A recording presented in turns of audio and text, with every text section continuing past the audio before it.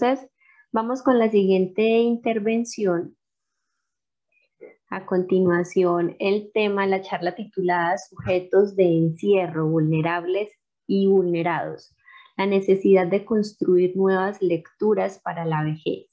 Para esto nos acompaña Fernando Mier Sosa, licenciado en Psicología, Universidad de la República, y maestrando en Psicología Clínica de Universidad de la República. Su tesis, Construcción de Identidades, Historias de Vida de Mujeres en la Vejez. Tiene un posgrado, especialización en psicoterapia psicoanalítica, docente de la Asociación de Psiquiatría y Psicopatología de la Infancia y la Adolescencia, corresponsal e investigador asociado a la Red Internacional de Sociología Clínica, trabajos asociados a centros de larga estadía y a la Red Nacional de Organizaciones de Personas Mayores en Uruguay. Diversas publicaciones de artículos en libros y revistas arbitradas con la temática de vejez. Muchas gracias, Fernando, por acompañarnos y bienvenido a Cuidarme, Cuidarte. Muchas gracias por la invitación, Alejandra, y Lucía, que veía por ahí. No sé si ya puedo compartir pantalla. No me lo permite. Doctor, danos un momento. Sí, claro. Bueno, buenas tardes para todos. Nosotros ya tenemos la 1 de la tarde por acá por Uruguay, seguramente por ahí buenos días todavía, cercano al mediodía. Bueno, con mucho frío por acá, pero muy contento de esta posibilidad. Me pude conectar en la presentación de Liana, ¿era? Sí. Que bueno, viene en sintonía mi presentación, así que agradezco haber podido escucharla. Y además, un día muy especial en Uruguay, porque hoy es el Día de los Abuelos acá en Uruguay, así que mis abuelos los tengo presentes y con mucho cariño y afecto, porque también son una base que me han dado para poder interesarme en esta temática. Bueno, creo que ahora ya puedo compartir pantalla. Ahí está.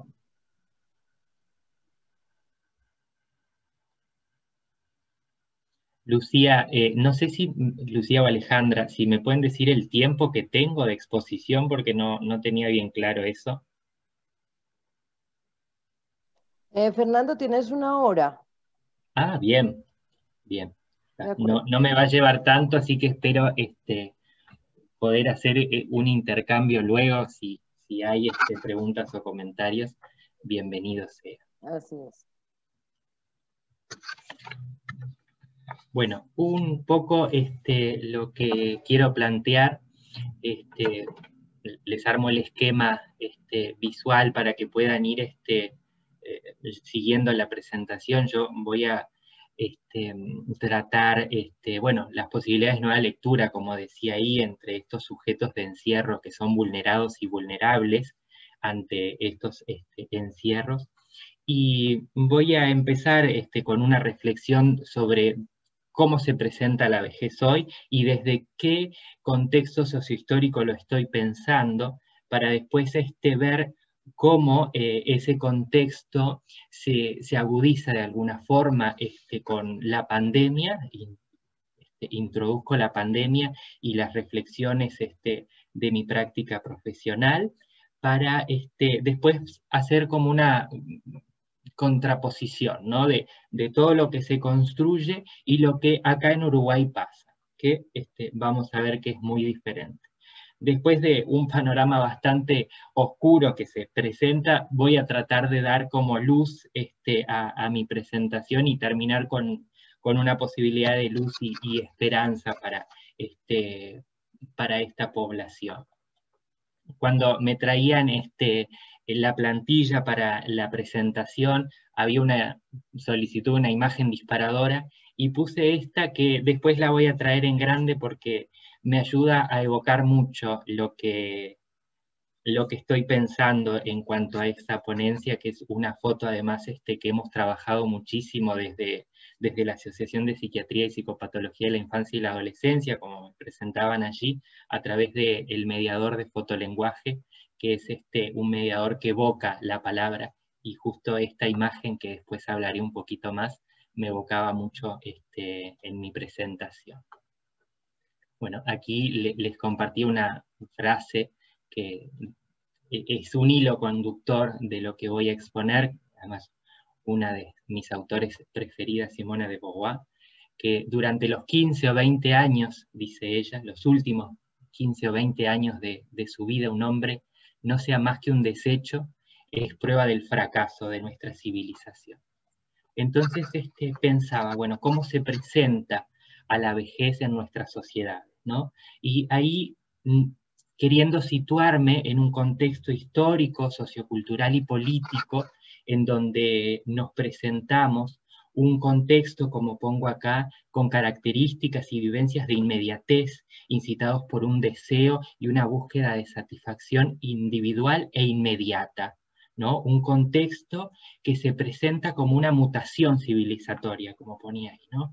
Proponiendo nuevas formas de vincularse con el otro que repercuten en las transformaciones de los sujetos. Repercute, creo que este último tiempo, mucho más en cuanto a cómo nos vinculamos con el otro, ¿no? En esta imposibilidad de vincularnos afectiva y presencialmente con el otro. Y eso repercute mucho en cómo nos construimos, en cómo vemos al otro, en este momento sociohistórico donde vemos al otro como una amenaza o como riesgo de poder ser una amenaza para los otros. Y eso repercute mucho en nuestro psiquismo, en nuestra subjetividad, en cómo concebimos al otro. Y cada vez nos alejamos más y es necesario acercarnos con estrategias diferentes si no se puede en lo presencial, si no se puede en el afecto, en lo cercano, el abrazo, buscar alternativas para poder vincularnos. Porque, como traía esta concepción de contexto actual, abunda algo fugaz, algo inmediato, efímero. Estamos hiperestimulados por diferentes dispositivos tecnológicos, tiempos líquidos, dice Bauman, como que se nos corren, ¿no? Como que no llegamos a sostener. Tendemos a que desvanezcan, y los vínculos se trabajan así, se tratan así, y es un peligro. En una sociedad, además, actual, con estas características, se van reactualizando algunos prejuicios que devienen en conductas y actitudes muy discriminatorias y de desvalorización a la vejez. Se destaca la profundización del individualismo y la exacerbación para lograr el éxito económico y personal, así como una búsqueda de perfección de modelos de belleza. La ponencia anterior hablaba, bueno, de la imagen, ¿no? Y esa búsqueda personal y perfeccionamiento de salud y belleza, que son imperiosos, hablan de una exclusión a la vejez. No se admiten las arrugas, no se admite las canas. Bueno, ahora está empezando como a empoderarse eso. Pero hay una exclusión que no solo es en la vejez, sino que son muchas minorías de poder que quedan excluidas. Tendemos a la exclusión de lo que no nos gusta o lo que nos da miedo. Las personas mayores muchas veces suprimen estos valores centrales de la modernidad, ¿no? Como son la juventud, la seducción, la vitalidad, el trabajo fundamentalmente. Tenemos esa imposibilidad de simbolizar, de asumir el hecho de envejecer e incluso de morir. No, está buenísimo en un aspecto poder negar un poco la muerte, porque vivir sabiendo que vamos a morir es muy desgastante, pero el hecho de no poder entender que tenemos una finitud hace a la exclusión del último ciclo vital. Ciclo vital empieza en un nacimiento y termina en una vejez.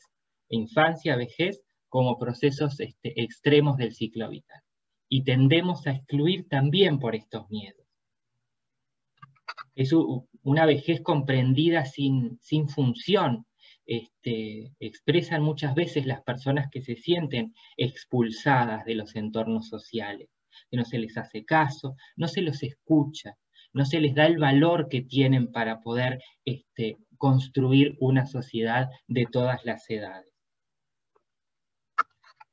Frente a todo este panorama de prejuicios y negativos que se actualizan y reactualizan de diferente modo, incluso aquellas personas que tienen expectativas positivas en su proceso de envejecimiento, quedan de alguna manera vulnerados ante la amenaza de estos estereotipos, como la profecía autocumplida de envejecer con estas características, o como el dicho del pájaro de mal agüero. Se perciben en muchos lugares, en muchas partes de la comunidad, en muchos sectores y en muchos lugares específicos, aspectos que son negativos, arraigados a las personas mayores. En función simplemente de la edad que proviene de esta franja etaria, simplemente por la función de su edad, ¿no? Por una edad cronológica.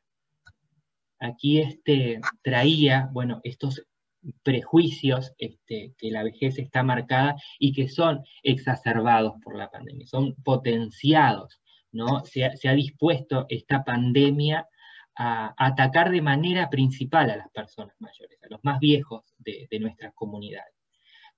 Ha potenciado estos prejuicios más duros hacia la franja etaria, una etapa que en Uruguay por lo menos había alcanzado algunos logros en marcos legislativos o en la construcción mismo de la sociedad, y ante esta irrupción que a todos nos mueve, pone en peligro esos avances y esos pasitos que se podían haber estado dando en los últimos tiempos, con una normativa y algo que apoyaba y que reconocía y sensibilizaba sobre los derechos de las personas mayores. Lo más crueles, por decirlo de alguna manera, son los medios de comunicación y las redes sociales, donde abundan los ejemplos de decisiones y políticas sanitarias absolutamente expresivas hacia las personas mayores, sin tenerlas en cuenta, sin poder escuchar.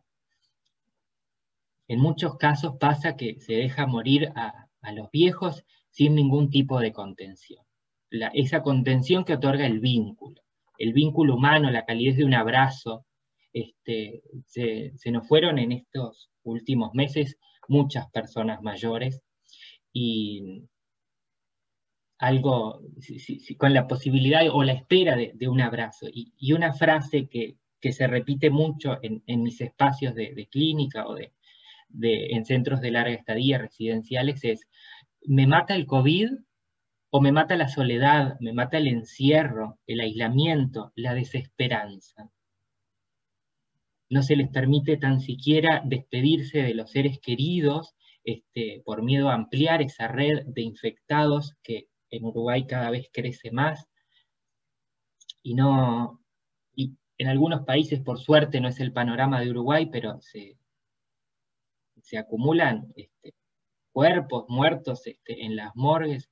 Repito, no es el caso de Uruguay, pero sí lo pienso a nivel mundial, donde muchas veces pasa eso, y cómo transitar un duelo sin poder despedir al ser querido.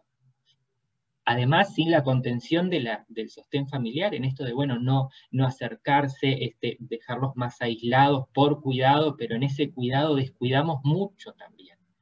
Entonces, se han generado prácticas sociales y políticas basados en ideales falsos sobre la vejez, que generan y vuelven a generar y a exacerbar los prejuicios. Entonces, es muy discriminatoria toda cultura o toda sociedad que concibe a la vejez como una enfermedad, como una decadencia, como la segunda infancia incluso es discriminatorio, la inutilidad, la pasividad. Nosotros tenemos un régimen laboral donde cuando uno se retira, más el retiro, entra como un estado de pasividad. Y eso hace a que en un sistema de producción el no producir, es una carga, es un costo.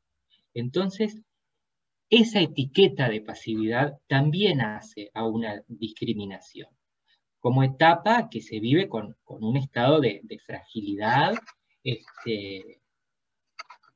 la construcción de identidad, de ser viejo y de estar transitando la vejez. Violamos mucho su dignidad al no valorar los atributos que compone su personalidad, la singularidad, la historia de cada persona mayor. Al no reconocerla, al tomarlas, como pongo allí, todos los mayores son iguales. Al hablar de eso, borramos la posibilidad de identidad y que a veces, lamentablemente, en muchos centros de larga estadía, se pierde la identidad, se pierde la individuación, pasan a ser un conjunto, pero no un conjunto de comunidad, sino algo de sujetos que se encierran, el imaginario de depósito. Ha mostrado en muchos aspectos la pandemia que se vulnera el ejercicio de los derechos de las personas mayores, reconociendo de que es una situación inesperada, que es un quiebre para todos y una ruptura, pero el ejercicio de sus derechos ha quedado muy comprometido. En este punto voy a destacar el derecho a la autonomía personal, al autocuidado y el derecho a la asistencia sanitaria acorde a las condiciones. Subrayo y remarco la autonomía personal porque a veces las violencias que se dan, sobre todo intrafamiliarmente, la persona mayor, para ir al supermercado, puede decidir si ella va con tapaboca y tomando las medidas necesarias, y no son los hijos los que tienen que decir, bueno, no, yo te hago los mandados, no salgas, quédate acá. ¿Qué piensa esa persona? ¿Qué piensa esa persona mayor que no puede ir ni tan siquiera al supermercado a comprar sus necesidades? Sabiendo de que puede cuidarse, no es que vaya a salir sin tapabocas, no, puede. Pero a veces entra en esta situación el decidir por el otro. Esa familia que toma decisiones, y a veces es necesario, pero a veces la persona puede y tiene el derecho a decidir por su devenir, por su día a día, por su cotidianidad. Partiendo de que todas las personas envejecemos de diferente manera. Y haría falta escuchar un poco más, y acá en la presentación algo que leía, escuchaba de Lina, iba en esta sintonía. Tenemos que escuchar un poco más a estas personas, ¿no?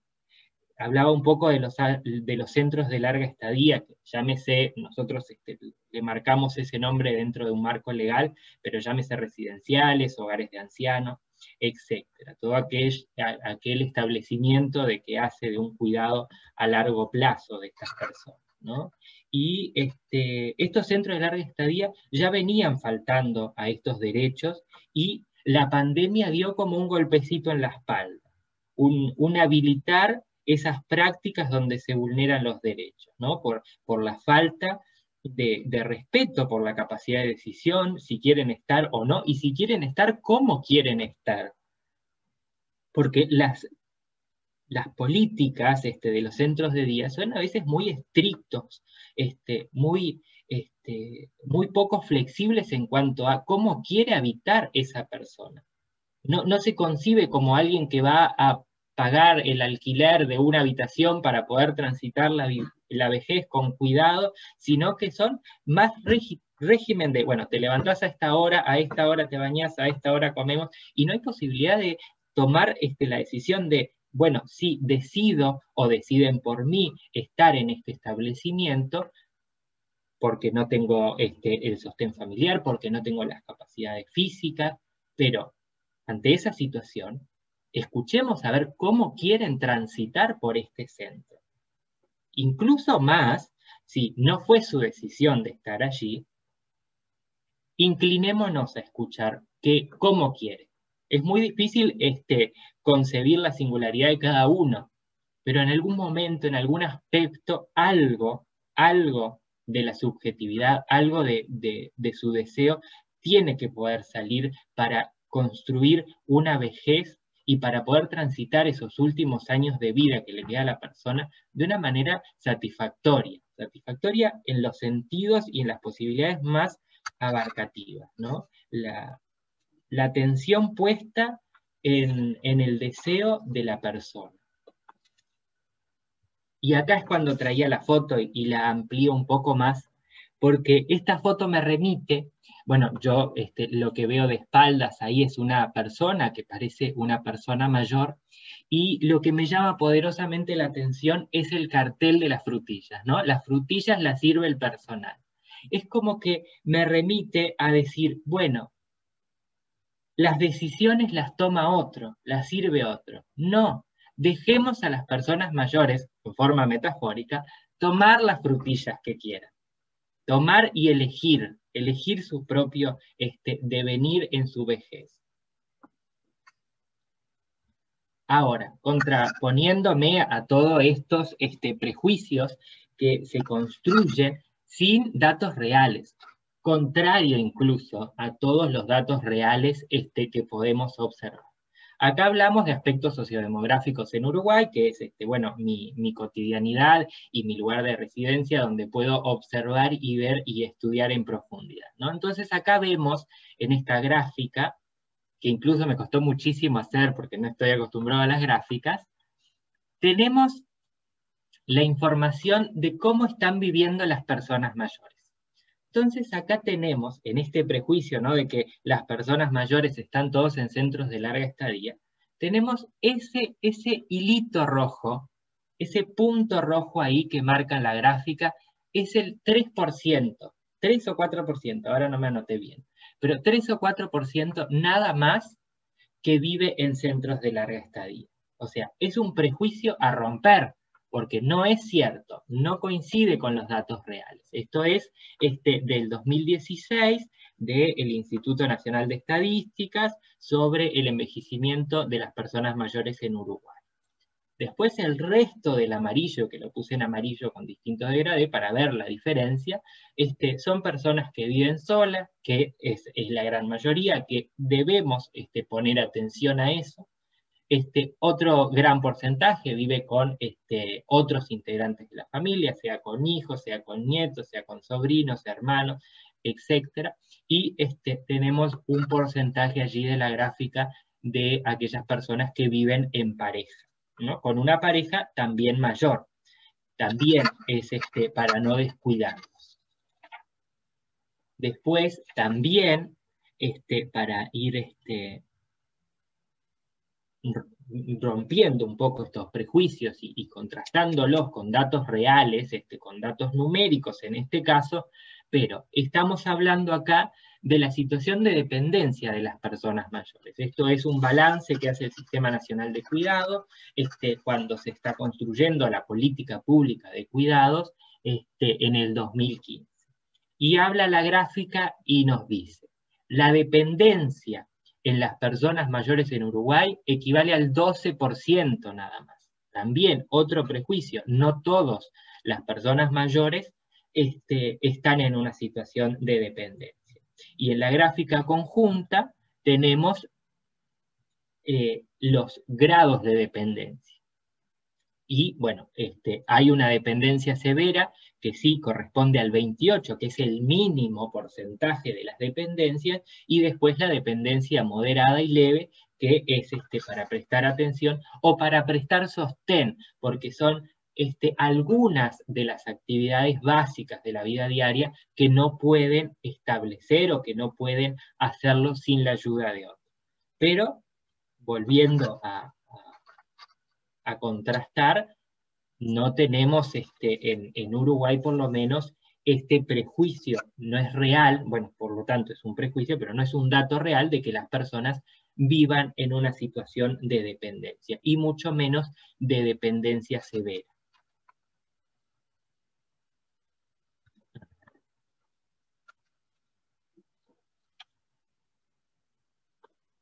Ahí. Entonces, segunda parte de la presentación. cómo colaborar a nuevas lecturas, ¿no? Yo ponía ahí en el título de la ponencia, y es también parte de mi trabajo de investigación, de cómo poder dar una nueva lectura, una nueva mirada a la vejez, cómo apoyar a estas personas mayores, ¿no? Entonces, yo lo que traigo, capaz en una semana donde se celebró el Día Internacional de Concientización sobre el abuso de las personas mayores, capaz que está un poco visto. Pero no quería dejar de mostrar un panorama general de las políticas internacionales y la influencia, sobre todo en Uruguay, que son los datos más cercanos, ¿no? Entonces, en el marco normativo, estos antecedentes internacionales de organizaciones internacionales como la ONU, la OMS, la OPS, la OEA, otorgan a los países miembros un encuadre para exhortarlos, para dar la visibilidad a los problemáticas sobre la vulnerabilidad de sus derechos, para proceder con planes y políticas de acción para revertir esta situación o prevenirlas. Bueno, allí yo ponía en 1982 el Plan de Acción Internacional de Viena sobre el envejecimiento, que lo traigo como hito, que es un hito que no es tan lejano en el tiempo. Ya pasaron varios años, pero no es tan alejado en el tiempo, y no creo, y por lo que he estudiado y por lo que me he interiorizado, no es una problemática de hace tan poco tiempo, la vulnerabilidad de los derechos. Sí es cierto de que con los avances la esperanza de vida se ha prolongado, y ahí debió haber una necesidad mayor de poner. Entonces, se inaugura, como en esta primera Asamblea Mundial del Envejecimiento, este Plan de Acción Internacional de Viena. Sobre todo, recomendaciones de investigar y capacitar en áreas de salud, familia, seguridad social, economía, vivienda, empleo. Yo hago hincapié en la investigación por el hecho de, bueno, visualizar cómo están viviendo las personas mayores y cuál es su situación, porque hasta el momento seguramente no había un conocimiento arduo y profundo sobre la situación. Después tenemos, bueno, en la década de 90 contribuyó mucho a fortalecer en las asambleas de las organizaciones internacionales cuestiones de vejez y envejecimiento, donde se inaugura el 1 de octubre como Día Internacional de las Personas Mayores. Después, en 1991 también se declaran los principios a favor de las personas mayores, donde, allí creo que lo pongo, para dar más vida a los años que se han agregado a la vida, ¿no? En esto que planteaba recién, los avances han hecho que la esperanza de vida sea mayor, y las complicaciones seguramente que contraiga eso. Entre los 18 derechos que plantea, subrayo la independencia, la dignidad, la participación social, la realización personal, entre muchos otros que también establece usted. Después allí pongo la declaratoria política y el Plan de Acción Internacional de Madrid sobre el envejecimiento, que es una de las herramientas principales que se utilizan en Uruguay con el fin de dar más oportunidades para enfrentar los desafíos que se plantean por el progresivo envejecimiento de la población, pero siempre desde una perspectiva de asegurar los derechos, el desarrollo, la participación, el bienestar, satisfacción de necesidades y protección del ambiente para las personas mayores. Se desprende allí la oportunidad de seguir contribuyendo a la sociedad para el bienestar personal a través de una participación activa, aprovechando algo que valoro mucho, que es el potencial que tienen las personas mayores. Bueno, a su vez plantea el documento de eliminar toda actitud discriminatoria o desvalorizadora hacia las personas mayores. No obstante esto, ahí no es un dato que ponga, pero en 2012, que sí es muy cercano en el tiempo, las organizaciones de las Naciones Unidas marca el poco conocimiento que se hay sobre este plan de acción de Madrid, reducido nulo por muchos países, y bueno, su aplicación ha sido deficitaria hasta el momento y se vuelve a instar en el desarrollo de investigaciones para que se pueda reconocer. Después allí pongo la Convención Interamericana sobre la Protección de Derechos Humanos de las Personas Mayores, que lo veo en más profundidad con, a ver si me acompaña esto, ahí, que lo veo más a fondo con la influencia que ha tenido en Uruguay. En Uruguay, como yo traía en el relato anterior, se han dado muchos avances con respecto a la visibilidad de las problemáticas de vejez, con diferentes planes y políticas que, bueno, veremos pasado la pandemia cómo repercutió eso. Es muy difícil pensarlo o investigarlo ahora, porque no sabemos si o reconocemos de que está siendo afectado todos los avances que teníamos, pero veremos a ver cómo repercute y cómo poder volver a encaminar, a encauzar ese marco normativo. Bueno, destaco que en Uruguay se han promulgado varias leyes para la inclusión y el bienestar de las personas mayores. Se aprueba en el 2012 la creación del Instituto Nacional de las Personas Mayores. 2019-2012 empieza su funcionamiento. Se crea este instituto en mayores, en la órbita del Ministerio de Desarrollo Social, y remarco, allí destaco la REDAM, que en la presentación Alejandra mencionaba los trabajos que tengo con la cercanía, de la REDAM, que es una red de organizaciones de adultos mayores, que fomenta la participación de esta franja etaria para el diseño y el monitoreo de aquellas acciones que realiza el Estado en cuestión del envejecimiento y la vejez. Y lo traigo, y lo subrayaría, por el hecho de esta participación activa en cuanto a sus derechos, ¿no? El Estado sí es necesario para que regularice y para que ponga en marcha todas estas bueno, propuestas que hacen las organizaciones internacionales, pero la participación de ellos en cómo quieren que se ejecute estos planes y estas acciones. La voz de los más interesados que esté presente. Y eso es muy valorable porque es una red que ha trabajado muchísimo a la par con el Estado, o mientras se lo permitían, para que puedan tener una vejez con derechos, pero con derechos de acuerdo a sus vivencias, a su situación, a la no generalización de las personas mayores en la etapa de la vejez. Entonces, cuento un poquito, la REDAM es la unión de organizaciones, más de 300 organizaciones a nivel del país, donde se juntan clubes de abuelos, asociaciones de jubilados y pensionistas, entre otros, en su labor de promover el seguimiento y difusión, sobre todo de la Convención Interamericana sobre la Protección de Derechos Humanos de las Personas Mayores, que fue en el 2016 ratificado por el Estado y con mucha celebración.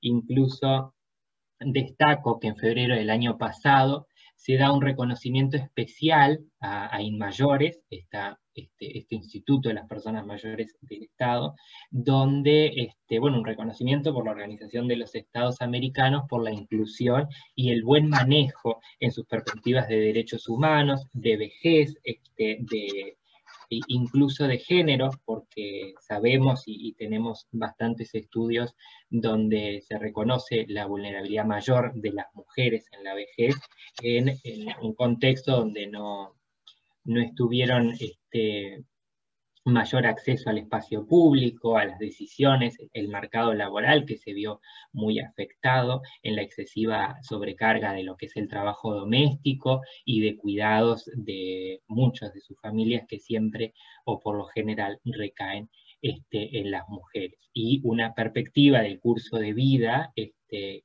también es valorable porque permite el análisis de desarrollo desde el nacimiento hasta la muerte, o sea, desde que nacemos ya estamos envejeciendo, a pesar de que lo traemos más asociado a otro envejecimiento más biológico o orgánico que forma parte de 40 en adelante. Recientemente, que traía los datos allí, ya me anticipaba, se crea la ley del Sistema Nacional Integrado de Cuidados con el objetivo que apunta a la recuperación de la autonomía de aquellas personas que se encuentran en situación de dependencia, siempre que sea posible y oportuna, que bueno, pandemia mediante también se ve un poco afectado este sistema. Ahí yo me pregunto, antes de finalizar con esta diapo, ¿es suficiente este marco normativo internacional y con la influencia que yo traigo en Uruguay? No, para mí no es suficiente este marco normativo, sino que es importante y es necesario, sí, porque da un reconocimiento, una visibilización a los derechos que tienen las personas mayores, pero no nos podemos quedar allí. Entonces, yo traigo parte de lo que es mi trabajo cotidiano, diría, y de mi investigación, que es el valor de la subjetividad, ¿no? Historias de vida de mujeres en la vejez, que todavía es un camino por transitar. Traigo el valor de la subjetividad, la escucha clínica, lo pongo entre comillas porque a veces el término clínico alude a algo más profesional de ciertas profesiones, y no, yo concibo la escucha clínica, esa escucha en su etiología de la palabra clínica, de inclinarse ante el otro, ¿no? De prestar la escucha, una escucha empática también, inclinarse sobre el padecimiento que está teniendo la otra persona, escucharlo para construir allí algo para adelante. Sus historias de vida, el valor de la construcción que han hecho a lo largo de su vida y cómo han llegado hasta acá, y cómo poder resignificar ese hecho de estar acá.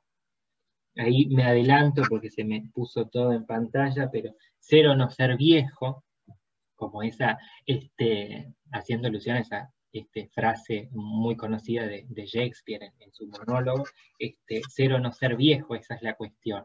Pero ¿por qué esto? ¿No? Porque hay características particulares de la experiencia de vivir como mayor, con mayor disponibilidad, que lo que debería construir o conducir a transitar una etapa provechosa y gratificante con tiempo para las actividades que uno ve provechosas, pero como veíamos antes, puede estar jaloneado por toda esta lectura y esta perspectiva que da las sociedades actuales. Entonces, en ámbitos generales, de un poquito de mi investigación, no se han observado que haya una solidez en la autopercepción de estar transitando la etapa de la vejez.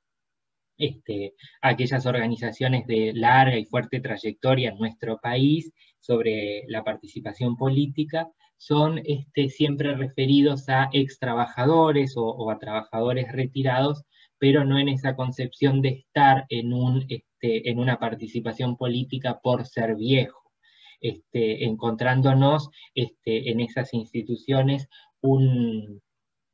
una diferenciación también en cuanto a situaciones de desigualdad de género, porque resultan estas organizaciones donde un alto porcentaje de las que participan son mujeres. Sin embargo, los cargos de poder o liderazgo son aún presididos por hombres en general, ¿no?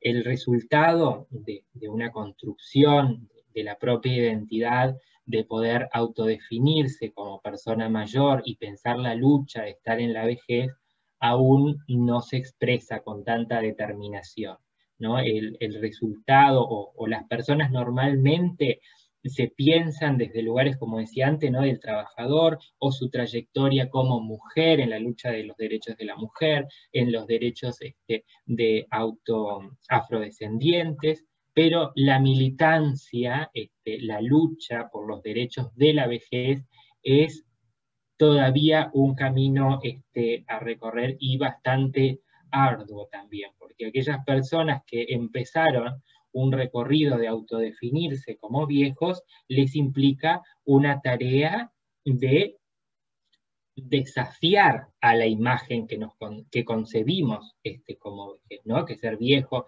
es horrible o es el peor lugar. Bueno, se tienen que enfrentar a eso y es una ardua lucha. Es una ardua lucha que pone en vulnerabilidad y hay que ser tenemos que ser, quienes trabajamos con vejez, muy sostenedores para que pueda tenerse una perspectiva y una percepción de personas transitando la vejez.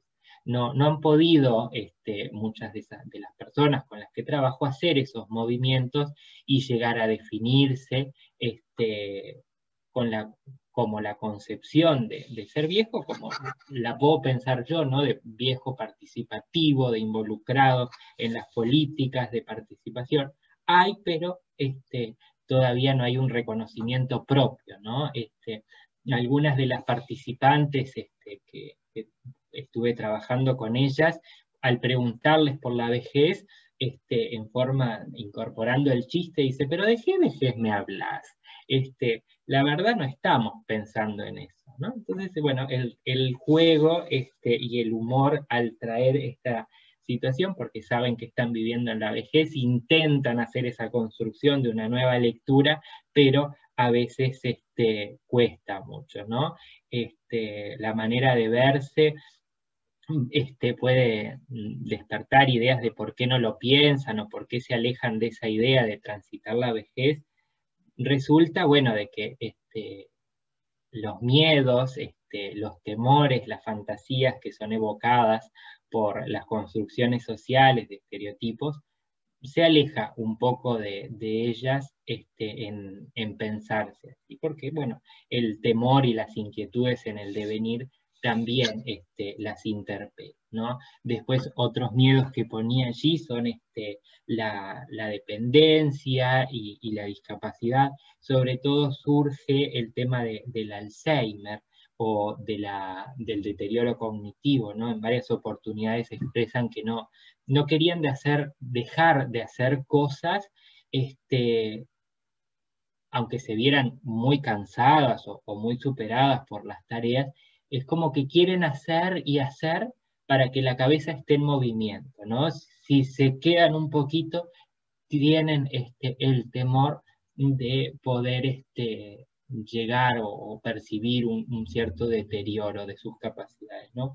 Olvidarse de las cosas es más fácil echarle las culpas a una agenda apretada que a no tener una agenda apretada y olvidarse por olvidos del miedo de poder estar entrando en un deterioro o en un declive de sus capacidades cognitivas.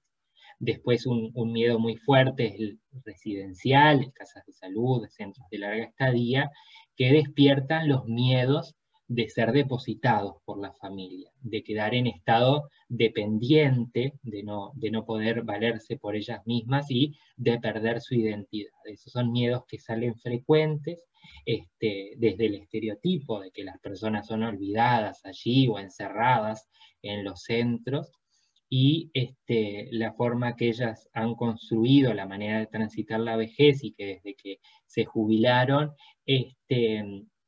intentan transmitir, alejarse de esos prejuicios y alejarse de las posibilidades de estar en el centro de larga estadía debido a todo lo que se construye en torno a la imagen de una vejez en un residencial. La vivencia de soledad es un miedo muy frecuente que sale entre los que fueron, bueno, describiendo y destacando la soledad de diferentes vivencias, porque hay algunas que temen el estar solos, el temor a sus seres queridos, pero también traen relatos de que la soledad es un pacto, la vejez es un pacto con la soledad, porque conciben algunos que están predispuestas las condiciones de que los hombres con menos esperanza de vida. Yo tratando y centrándome en mujeres, que son la población con la que más trabajo, la posibilidad de perder a su compañero de vida, de su proyecto de jubilación, hace que también ese temor a transitar la soledad de una manera sola es muy, muy desordenador en la cotidianidad. Hay personas que traen el tema de estas actividades, bueno, de llenar los vacíos, los espacios vacíos, de no estar tanto en su casa. Si hay un día que no tiene actividad, se aburren o empiezan a desesperar por qué hacer, ¿no? No consiguen transitar esos momentos de soledad en la casa vacía, ¿no? A pesar de que, por un lado, paradójicamente se alegran de, bueno, no tener que estar limpiando por otros, o cocinándole a otros, la paradoja que donde están esos momentos más de vacío, son abrumados. Bueno, un miedo muy frecuente y con mucha conciencia es las muertes, ¿no? Se enfrentan a un panorama de muchas pérdidas y de muchos duelos de amigos. Se repite muchas veces la frase, todos nosotros desde la investigación, un soporte metodológico es el árbol genealógico, ¿no? Que es parte y se centra de ellas mismas para arriba, ¿no? Entonces, bueno, todos están muertos, me dicen. Qué desastre, todos se murieron. Tenía 28 primos y ahora solo me quedan 3. Ahora se murieron todos, se me murieron todos. Y el reflejo, ¿no? El enfrentarse a ese árbol, queda una sensación de soledad por enfrentarse a que pueden ser los próximos, ¿no? El miedo a la muerte y a la finitud propia en esta perspectiva del ciclo vital, donde la entendemos de un nacimiento a la muerte, coincide esta etapa que están transcurriendo como la última, ¿no? Y la vejez ligada en su significante de la última etapa, ¿no? Del último paso hacia la muerte, ¿no? Entonces la representación de la muerte queda unido a la muerte de sus familiares más cercanos, significativos, el miedo a, según cómo hayan transitado las vejeces de sus familiares, el tema es, bueno, de poder llegar a morir a causa de una enfermedad, una prolongación de una enfermedad muy dolorosa. Eso va despertando según también el registro de las muertes de quienes nos antecedieron, ¿no? De manera que las enfrenta todo el tiempo a la propia finitud. Y después algo más positivo en esto de ir transformando la manera de vejez, la posibilidad de adaptarse a los cambios, ¿no? En muchas de las personas que trabajo puedo observar esa capacidad de poder adaptarse a los diferentes desafíos que se proponen en la sociedad, tener un tránsito y una lectura distinta a la vejez, traen en reiteradas ocasiones la adaptación a la tecnología, tener dispositivos móviles, computadoras para seguir estudiando, seguir conectándose, crear más redes de comunicación y sostén. Ese cambio que es tan vertiginoso a veces, ellas pueden ir a modo camaleón, ir cambiándose y adaptándose a lo que el presente los trae. Entonces es una búsqueda y una posibilidad de ir reflexionando sobre la ganancia y pensar en las personas mayores como mucho para dar, mucho para adaptarse, mucho para contribuir en la construcción que intentamos hacer todos los días de una sociedad más justa, cooperativa, en conjunto. Entonces, a pesar de que a veces se ven tambaleadas por las adversidades que se presentan, bueno, se van preparando para la vejez y nos van dejando una lectura diferente, ¿no?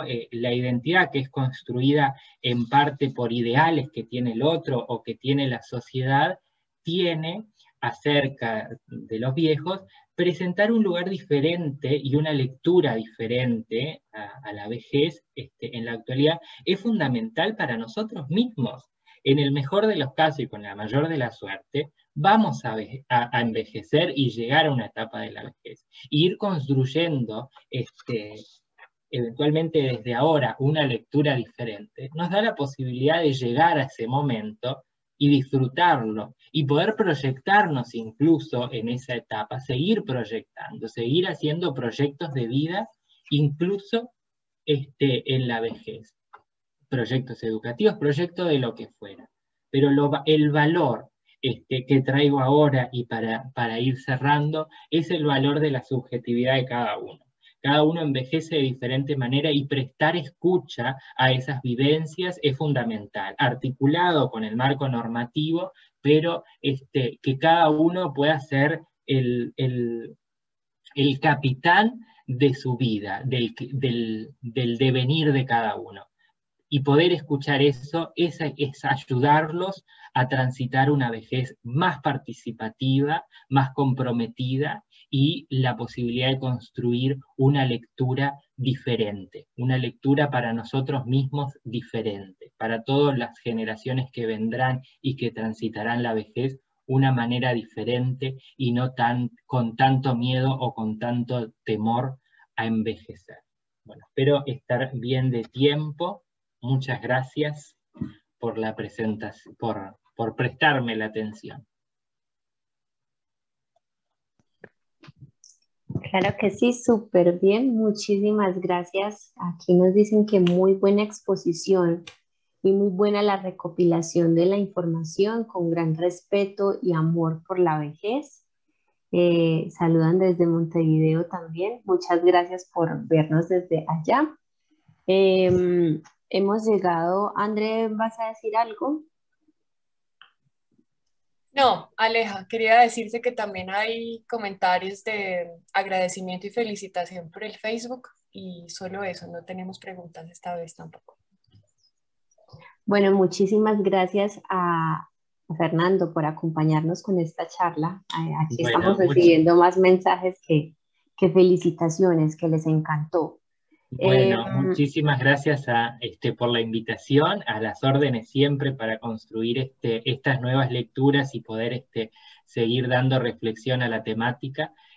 Un gusto haber estado desde acá, desde Montevideo, Uruguay, acompañándolos. Así que bueno, muchísimas gracias por la invitación y por la atención prestada. Gracias también por los saludos y las lindas palabras que llegan seguramente de Colombia, y también coterráneos y colegas acá de Montevideo.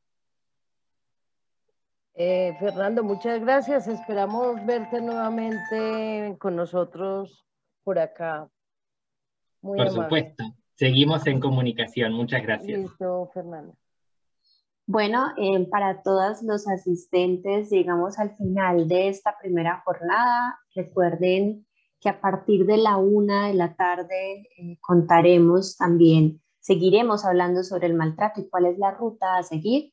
Y después culminaremos a las 2 de la tarde con por qué se maltrata al adulto mayor. Esperamos verlos por aquí, por este mismo enlace nuevamente, y les agradecemos su permanencia aquí con nosotros, sus comentarios que nos llenan mucho el corazón. Y bueno, feliz mediodía, feliz almuerzo, y nos vemos a la 1 de la tarde en punto para continuar con esta jornada sobre el maltrato.